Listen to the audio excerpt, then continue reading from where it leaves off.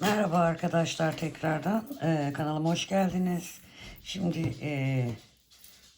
bu yakası motifli olan tığ işi güzel bir bluz öreceğiz hep birlikte. Motiften oluşuyor yaka kısmı. 12 motiften oluşuyor. Ben 11 tane motifi yaptım. 1, 2, 3, 4, 5, 6, 7, 8, 9, 10, 11. 12. motifi birlikte yapacağız. Hem de motifi göstermiş olacağım. Oldukça kolay bir motif. Hemen ipimizi alıyoruz. Şu şekilde sihirli halkamıza iki zincir çekiyorum.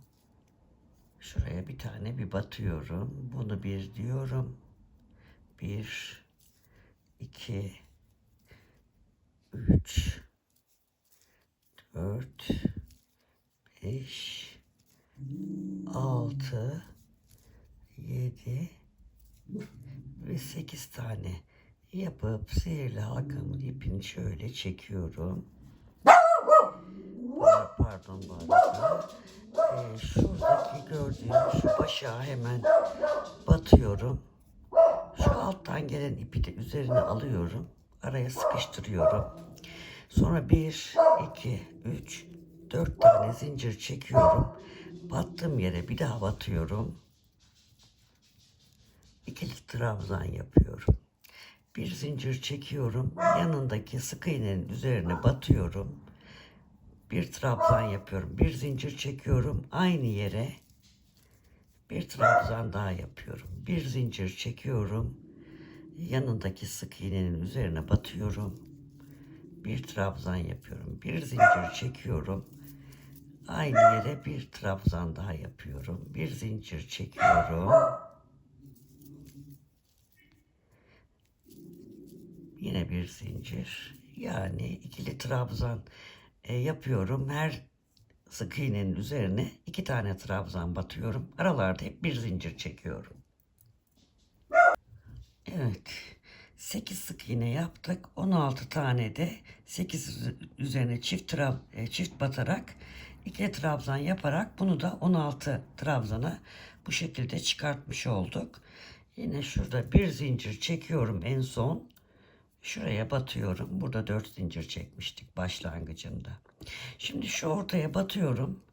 Kaydırma yapıyorum tam ortaya gelmek için. Sonra 1, 2, 3 zincir çekiyorum. Üzerine alıyorum. Aynı boşluğa bir trabzan daha yapıp ikisini bir çekiyorum. Arada 2 zincir çekiyorum. Sıradaki boşluğa geliyorum. Bir trabzan yapıyorum, kapatmıyorum. Üzerine ip alıyorum. Bir trabzan daha yapıyorum. 2 oldu. Hepsini bir topluyorum. 1, 2 zincir boşluğa batıyorum. Bir trabzan yapıp kapatmıyorum. Yanına bir trabzan daha yapıp ikisini bir kapatıyorum. 2 zincir batıyorum, kapatmıyorum. Batıyorum, hepsini bir kapatıyorum. Bu şekilde tamamlayalım sırayı. Evet, tamamladık. 2 zincir çektik. Bu da 16 tane oldu. Şurada hemen şunun tepesine batıyorum. Kaydırma yöntemiyle bağlıyorum. Şu ortaya batıyorum. Yine bir kaydırma yapıyorum. Tam yine orta yerine gelmek için. 1, 2, 3 zincir çekiyorum. Şöyle 2 tane trabzan yapıyorum. Bir zincir çekiyorum. Şimdi motif birleştirmeyi göstereceğim. Burada bu motifi birleştirmeseydim şu arada 2 tane zincir çekecektim. Şimdi buraya batıyorum. Şöyle kaydırmayla bir zincir çekiyorum. Normalde de burası birleştirme yerine denk gelmeseydi 2 zincir çekecektim. Şimdi normalde bir zincir çekeceğim yere şimdi onu göstereceğim size. Şimdi bir zincir çekiyorum. Hemen buradaki karşı taraftaki motifin zincir yerine batıyorum. Bir zincir daha çekiyorum. Sıradaki boşluğuma batıyorum.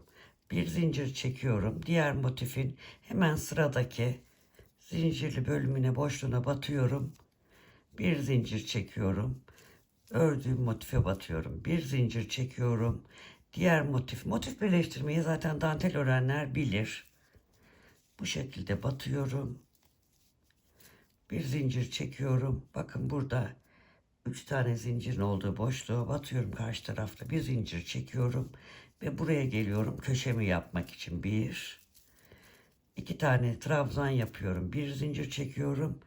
Karşıdakinin köşesine batıyorum. Bir zincir çekiyorum. Şimdi 2 tane trabzan yapıyorum. Burayı tamamlamış oldum. 1, 2, 3 zincir çekiyorum.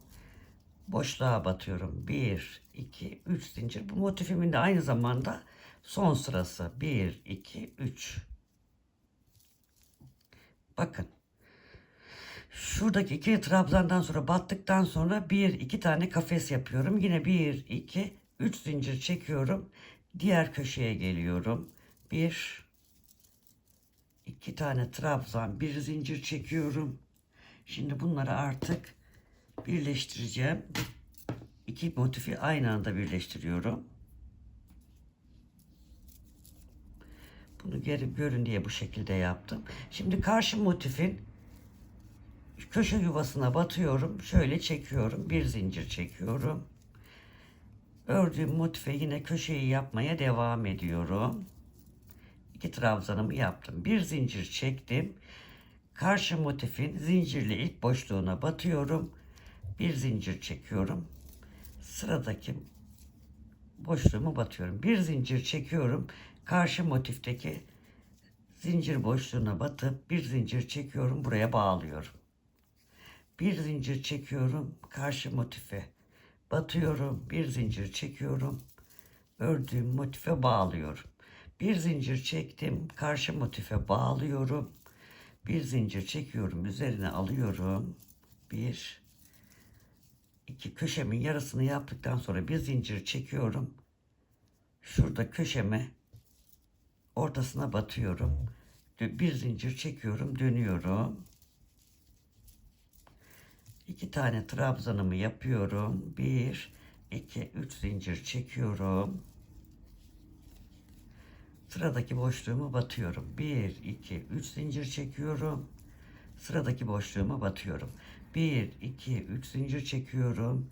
Sıradaki boşluğuma batıyorum. 1, 2, 3 zincir çekiyorum. Ve burada sırayı tamamlamak için ilk yaptığım şu zincire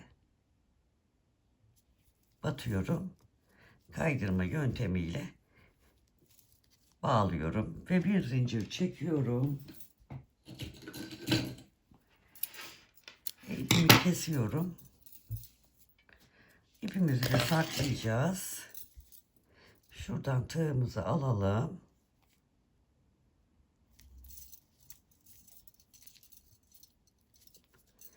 Şu şekilde 2 kere 2 yere geçirerek düğüm atıyorum.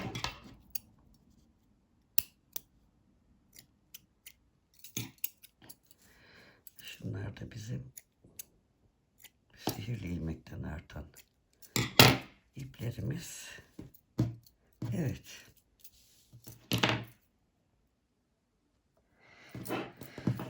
Yakamızın, bluzumuzun yakasını bu şekilde oluşturduk. Şu şekilde olacak. Daha büyük isteyenler motif ekleyebilir. Açık isteyenler daha, ya bundan küçük olmasın yapacak arkadaşlar. Çünkü buna şimdi ben biraz ütü de yapacağım. Biraz daha açılacak.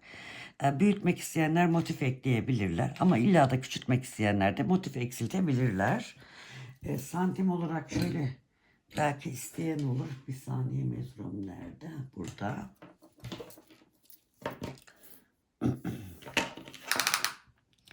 Şuna baktığımızda 41 santim şu anda. Yani 41, 82 santim yakamız. Şimdi bluzumuzun alt kısmını yapacağız. Şimdi motifimizin bir üst sırasına geçeceğiz. Artık alt kısmını öreceğiz daha doğrusu. Şimdi ipim benim koton, normal bir koton arkadaşlar. Yani marka vermekte bazen de pek istemiyorum.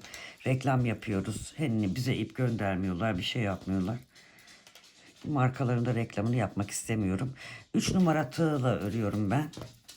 Şimdi şuradan bu köşemiz var ya arkadaşlar, o köşeden başlayacağız.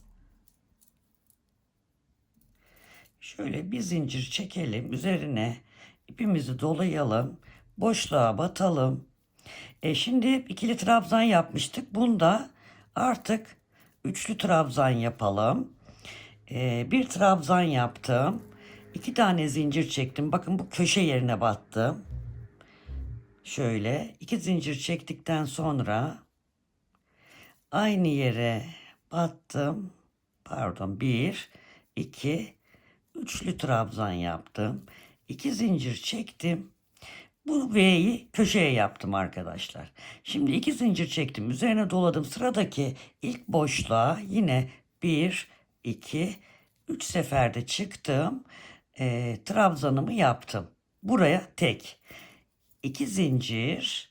Bu boşluğa 1, 2, 3 seferde çektiğim trabzanımı yaptım. İsterseniz 2 kere de dolayabiliriz. Şu şekilde. Hani biraz daha uzun olmasını istersek trabzanlarımızın şöyle 2 kere dolayabiliriz. Yine bu köşeye batalım. 1, 2, 3 yapabiliriz. 2 zincir. Üzerine 2 dolayıp aynı yere batıp şöyle 1, 2, 3 trabzan yapabiliriz. 2 zincir çekip 2 dolayıp şu boşluğa şöyle 1, 2, 3. Bakın bu şekilde daha uzun oldu. 2 zincir. Şimdi bir tane V yaptık. İkinci boşluğa bir tane trabzan yaptık. Sıradaki boşluğa gene V yapacağız. 2 zincir. Üzerine 2 kere dolayalım. Şöyle 1, şöyle 2, şöyle 3. Buraya V yaptım. 2 zincir çekiyorum. Sıradaki bu boşluğuma 2 tane dolamadım. Üçlü trabzan 1, 2, 3. Gördüğünüz gibi buraya tek. Bir çift, bir tek.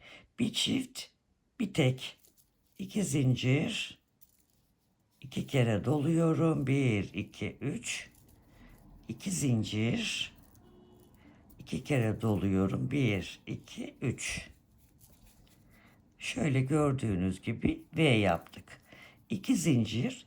Bu köşeye geldim. Köşeye tek denk geldi. 1, 2, 3. Bakın çift tek, çift tek, çift tek. Yani bir motifin üzerine bu kadar yaptık. Şimdi tekrar bu motifin köşesinden aynı bu motife yaptığımız gibi çift başlıyoruz. Bakın çift başlayıp tek bitiriyoruz. Bütün motiflerin üzerinde dolanarak gelelim. Bir üst sıraya birlikte çıkalım. Evet, sıramızı tamamladık. Şimdi yine 2 zincir çektik. Burada V ile başlamıştık. Bu V'deki şuraya tığımızı, ilmeğimizi şöyle kaydırma yöntemiyle tutturuyoruz. Şu alttan gelen ipi de ben gene sıkılaştırmak için onu da aldım. Şimdi bu orta V'ye geldim. Şimdi bu orta V'de arkadaşlar V'nin ortasından başlayacağımız için tekrar orta noktaya geldim. Burada bir, şu ipimi yürüteceğim biraz. 2, 3, 4 zincir, hatta 5 çekelim. 5 zincir üçlü trabzan yerine geçecek zincirimi çektim. Onun haricinde de arada 2 tane zincir çekiyoruz ya. Onun içinde 1, 2 zincir çektim. Şöyle olacak. Üzerine ip alıyorum. 2 kere doluyorum. Aynı yere 1, 2, şunu da arkaya atayım. 2. Şöyle V'mizi, şu ipimizi de sağlamlaştırmış olduk. Onu keseriz. V'nin içine V yaptım. 2 zincir çekiyorum. Üzerine 2 kere doluyorum. Bu tek trabzanın üzerine geliyorum. Burada yine 1, 2, üçlü trabzan yapıyorum. Arkadaşlar bu Artık motiften sonrasını elinizin olabildiği kadar bol örün, sıkı örmemeye gayret gösterin. 2 zincir çekiyorum. Üzerine 2 kere doluyorum. Bakın sıradaki V'nin içine batarak V'nin içinden V oluşturuyorum. 1. 2 zincir çekiyorum. Üzerine 2 doluyorum. Aynı yere batarak V oluşturuyorum. 2 zincir çekiyorum. Üzerine 2 kere doluyorum. Tek olanlar tek olarak devam edecek. 2 zincir V'ye geldim. V'nin içine bir tane üçlü trabzan, 2 zincir, aynı yere bir üçlü trabzan daha, yine V'nin içine V yapıyorum. Bir üst sıraya çıkışı size gösterdim. Bu sırayı da tamamlayalım. Bu sıradan ikinciyi başladık. Bir üstte de aynısını uygulayalım. Sonra bir üst sırada model değişecek, onu göstereceğim. Evet, 3 sırayı tamamladık.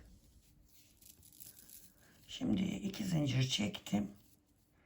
Buradan 1, 2, 3, dördüncüye batarak sabitliyorum. Yani buradaki baştaki V'mi tekrar oluşturuyorum. Şöyle bir kaydırma yapıyorum ortaya gelmek için. 1, 2, 3, 4, 5 zincir çekiyorum. Ya da 4 çekebiliriz. Üzerine 2 kere doluyorum. 1, 2, 3 seferde çekip trabzan yapıyorum. 2 zincir çekiyorum. Doluyorum. Bu V'lerin içine iki tane, bakın şöyle trabzan yapıyorum. Arada 2 zincir çekiyorum. Üzerine dolayarak tek trabzanın üzerine yine 2 kere doluyorum. Üçlü trabzan yapmak için. Trabzanımı yapıyorum. 2 zincir çekiyorum. Bu V'nin içine bu defa bir alt sırada tekli yapmıştık. Şimdi 2 2. Arada 2 zincir çekerek 4 tane trabzan yapmış oluyoruz. Evet, yarısını yaptık. 2 zincir üzerine 2 doluyorum. Yine aynı boşluğa ikinci trabzanımı yapıyorum. 1 2 zincir çekiyorum. Tek trabzanın üzerine yine tek. 2 zincir çekiyorum. Sıradaki V'nin içine aynı yere 2,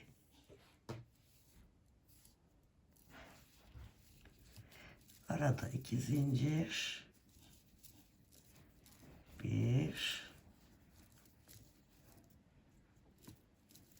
2, ipim de dolaştı şurada.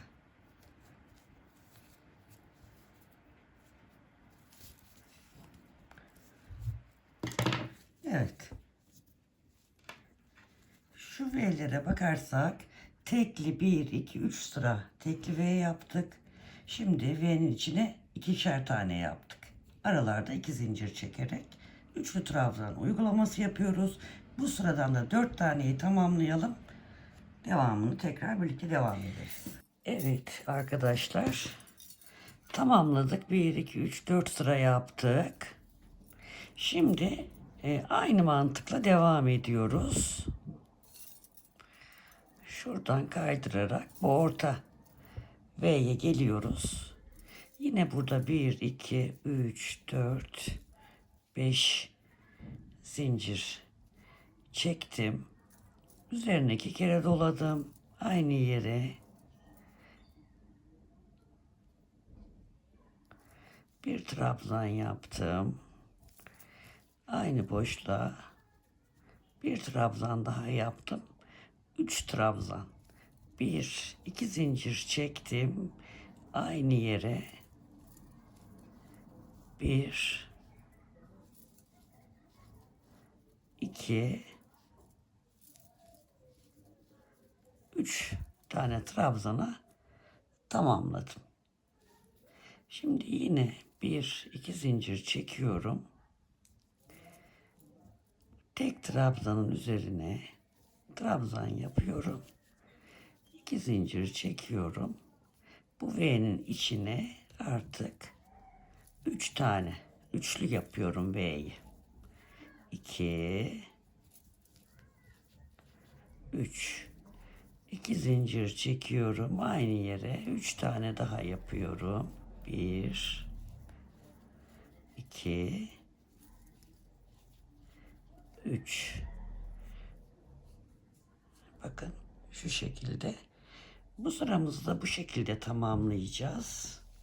Şöyle bir bakayım, ben oradan bir ölçüm alayım. 19 santim roba olarak bir sırayı bir tamamlayalım. Olmazsa ikinci sırayı da tamamlayıp 20'ye de denk getirebiliriz. Bunu giyebilirsiniz de arkadaşlar. Bakın burada şöyle, tabii daha bu açılacak. Giyip ölçebilirsiniz de ne kadar olacağını. Şimdi 1, 2, 3, 4, 5, 6, 7, 8. Şöyle yapsak. Şunu şuradan denk getirelim. Şöyle, daha o sıra tamamlanmadı son sıramız.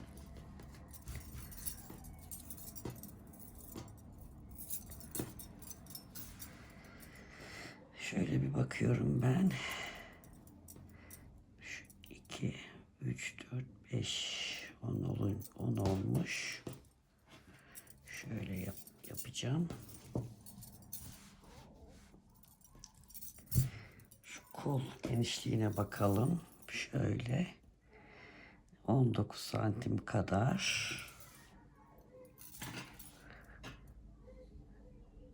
3, 4. Şöyle olsa, şöyle bir ölçeyim bedeni.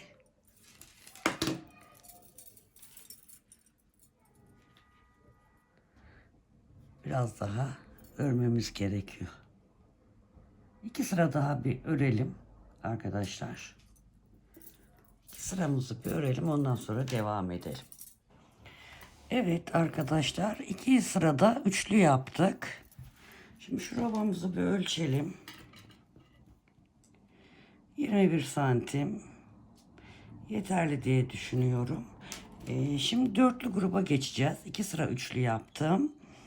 Çünkü bu tam koltuk altına gelecek yer çok dar olmasını istemiyorum. Ayrıca koltuk altından da, eğer bedeniniz M'ye kadarsa, şu anda benim gösterdiğim işlemi yapmadan direkt kolları ayırdıktan sonra alt bedeni örmeye geçebilirsiniz. Dörtlü olarak geçebilirsiniz.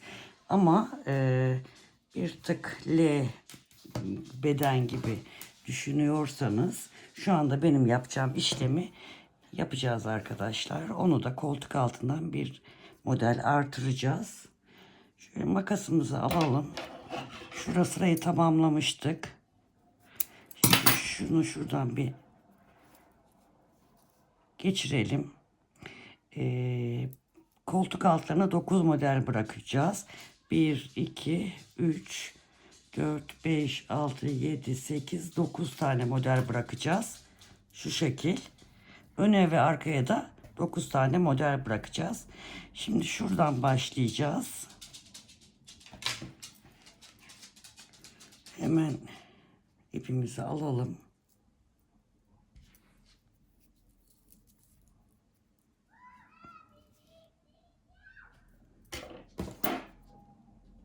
Şu tepe yere biraz yakınlaştırayım. Şu tekli trabzanın üstüne batıyoruz. Bakın, bu koparttığımız yerin bir önceki yeri. Hani neresi diye şaşırmayın diye söylüyorum. Bir. Şunu bir iki tane. 2. Saklayacağız sonra onu. 2. 3, 4, 5, 6, 7. Bir, iki, üç. Şuraya şey yaparız. 7. 7 tane zincir çekiyorum. Buraya şunun gibi bir model daha kuracağım. Yani şöyle baktığımızda buradan geldiğimizde şuraya bir model daha kuracağım. Şimdi belki anlamayabilirsiniz ama bir sonraki sırada anlayacaksınız. Şimdi sayıyorum. 1, 2, 3, 4, 5, 6, 7, 8, 9. Zaten işaretleyiciyi ben koymuştum oraya. Buraya bunu sabitliyorum. İpimi koparıyorum. Şuraya bir köprü yapmış oldum. Bir sonraki sırada üst modeli burada kullanacağım. Şimdi diğer tarafa gelelim.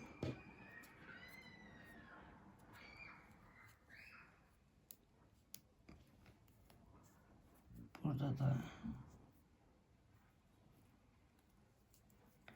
şuraya geliyorum.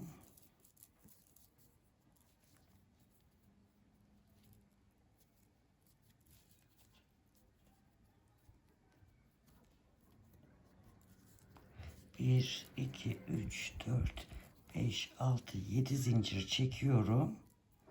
Yine kol için 9 tane bıraktıktan sonra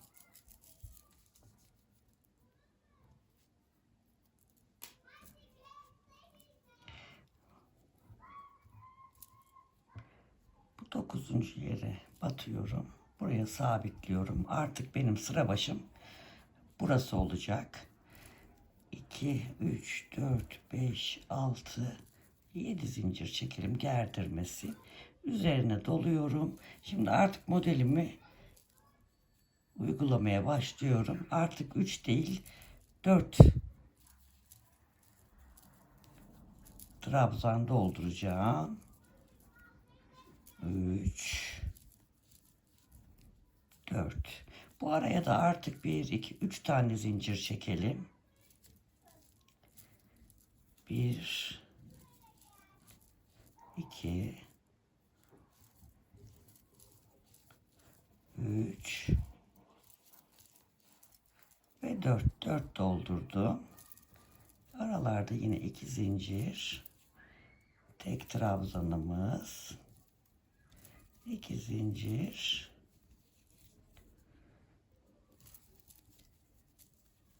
1, 2, 3, 4. Şimdi bu zincirleri niye yaptık?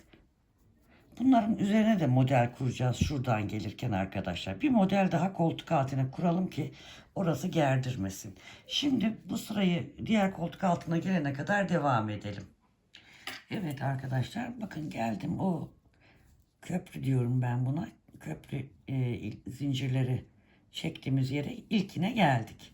Şimdi burada 4 tane yaptıktan sonra 2 zincir çekiyorum. Yine bakın trabzanımı yine buraya köprünün başına yapıyorum, tekli trabzanımı. Şu şekilde. 1, 2 zincir çekiyorum. Bunun tam ortasına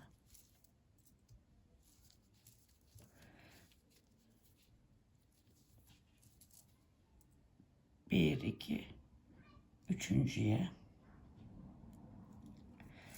batıyorum. Bir, aynı yere 2, aynı yere 3, aynı yere 4 tane yapıyorum. 1, 2, 3 tane zincir çekiyorum. Bu zinciri bollaştırmamak için hemen yanındaki zincire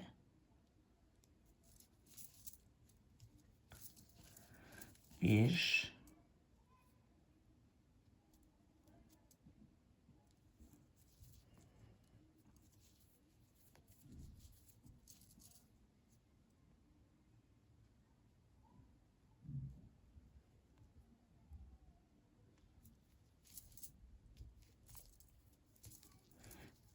bir,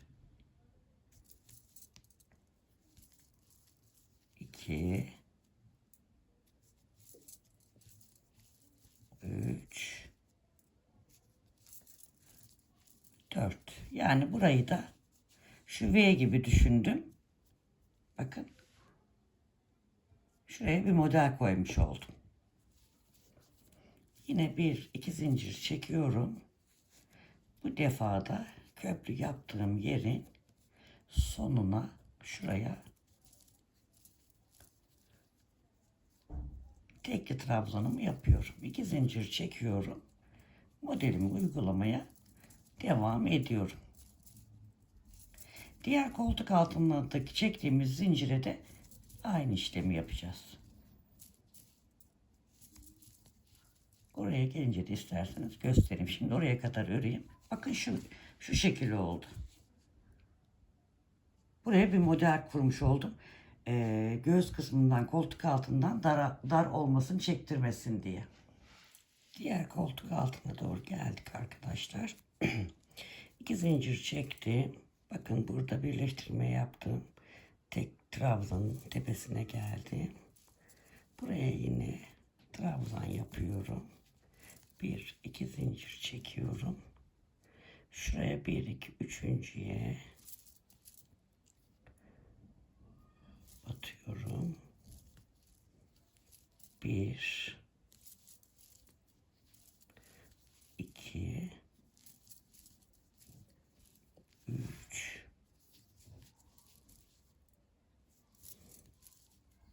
4 trabzan yapıyorum. Arada 3 zincir çekiyorum. Bir yanındaki zincire giriyorum. 1 2 3 ve 4. Bunu yapmamızdaki sebep dediğim gibi koltuk altında bir gerginlik olmasını istemediğim için bunu yaptım. Şimdi 1 2 zincir çekiyorum. Buradan 1 2 tane zincir bırakıyorum ve buraya geliyorum. Sıramı da bu şekilde tamamlamış oluyorum. 2 zincir biraz olmadı gibi, gerdirmesin. Şuraya batalım. Evet. 1 2 3 4 5 6 7 zincir çekip şöyle, yani bu da sıra, yani bir üst sıraya çıkma yerimiz. Şimdi bunun üzerine 2 kere doluyorum. Yine aynı şekilde modelimizi örmeye devam ediyoruz. Şimdi bu sırayı da dörtlü yapacağım.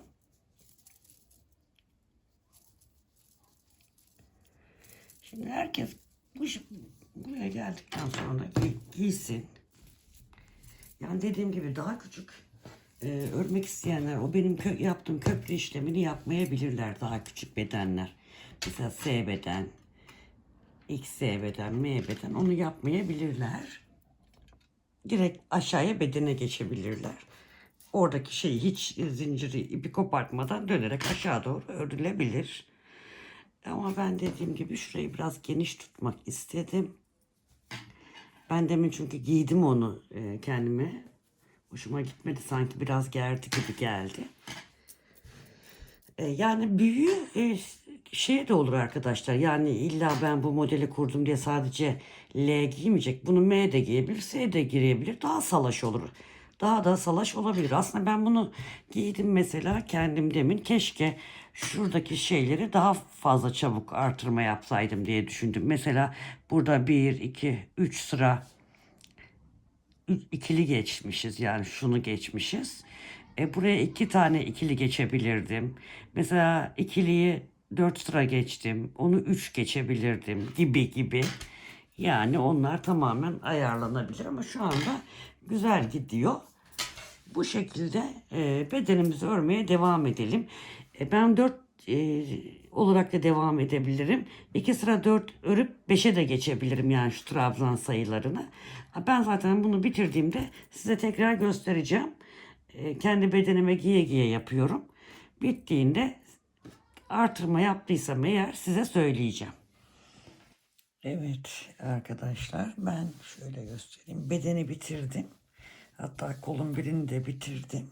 Şöyle kolumuz oldukça balonlu geldi. Burası da beden kısmı.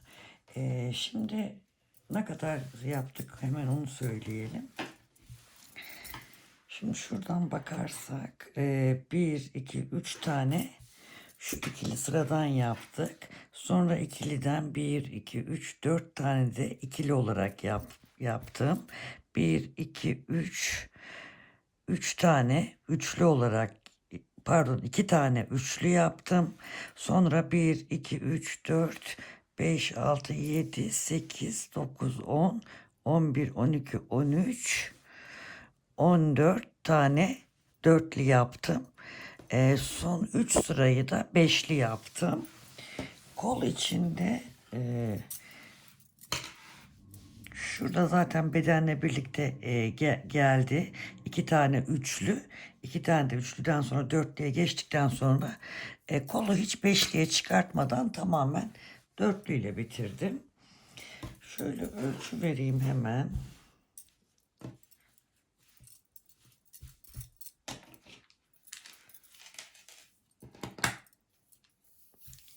Şu motifli kısımdan itibaren ölçtüğümde aşağıya kadar 50 santim oldu arkadaşlar. Şurası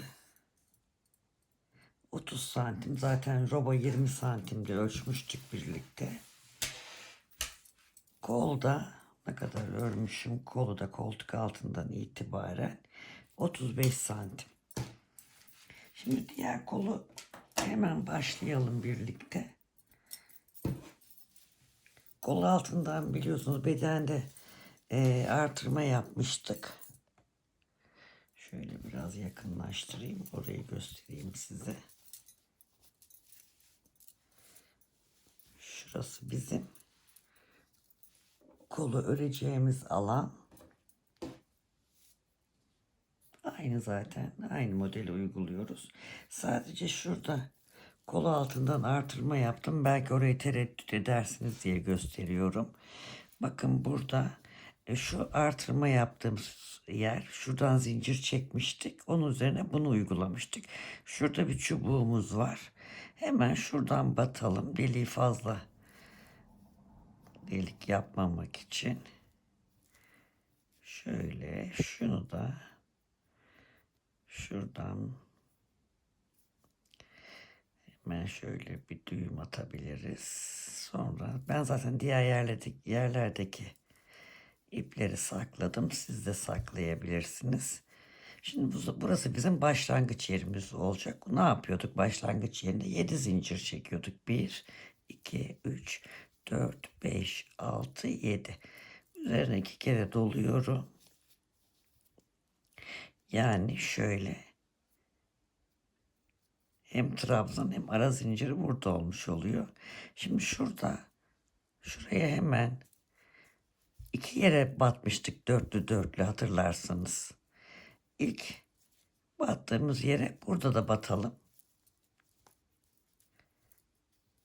Tersinde yine oraya 4 tane trabzanımızı yapalım.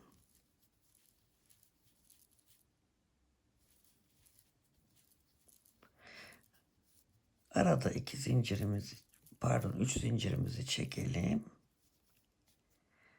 Şuraya diğer tarafa batalım. 2 zincire çalışmıştık biliyorsunuz. Dörtlü dörtlü göstermiştim. Hemen yanındaki zincire de batıyorum. Buraya da 4 tane yapıyorum. Kolda zaten beşliğe çıkmadan tamamen dörtlü. Bu beden ben sıra olarak söyledim size. Hani santim olarak da verdim. Ancak sizin kol uzun, ne kadar kolu uzun isterseniz o kadar uzunlukta yapabilirsiniz. Bedeni de aynı şekilde. Kısa yapabilirsiniz, daha uzun yapabilirsiniz. İyice uzun yapıp elbise olarak yapabilirsiniz. Bakın şuradaki çubuk, pardon, tek trabzan olan yere de yaptım tek trabzanımı. Sonra aynı modelimiz devam ediyor. Dönerek yine örmüş olacağız. Aynı modeli.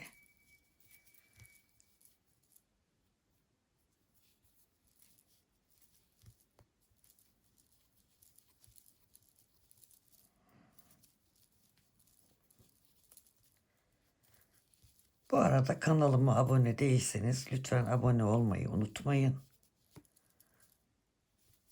Videolarıma beğeni, yorum yaparsanız sevinirim. Şöyle modelin ilk başlangıç yerini kurduk. Ne yapıyoruz? Buradan başlayıp kolu böyle dönerek öreceğiz. Tekrar buradan geleceğiz. Kol burası. Geleceğiz. Şuradan tekrar böyle dönerek devam edeceğiz. Diğer yerin koltuk altını ben size göstereyim. Hem bu şekilde koltuk altı gerdirmemiş oldu. Buradan artırma yapmış olduk model kurarak. Bakın şu şekilde. Evet, o şekilde yapalım. Zaten bitmiş olacak. Bu kolu da yaptıktan sonra bluzumuz tamamlanmış olacak. Ben bitmişim de tekrar size göstereceğim. Evet, bluzumuz bitti. Şu şekilde hepsini alıyor mu ekran bilemiyorum ama sanırım bu kadar küçülüyor. Ben zaten resimlerini çekeceğim. Boydan görürsünüz. Bu şekilde arkadaşlar oldukça güzel bir polis çalışması oldu. Yapacak arkadaşlara kolay gelsin diyorum. Bir sonraki videoda görüşmek üzere. Sevgiyle kalın. Hoşça kalın arkadaşlar. Bu arada şu yakanın dantel kısmına böyle kordon geçirdim. Ucuna da püskül yaptım. Püskül yapımı internette var. Yapabilirsiniz. Yapmaya da bilirsiniz bu şekilde. Bir sonraki videoda görüşürüz arkadaşlar.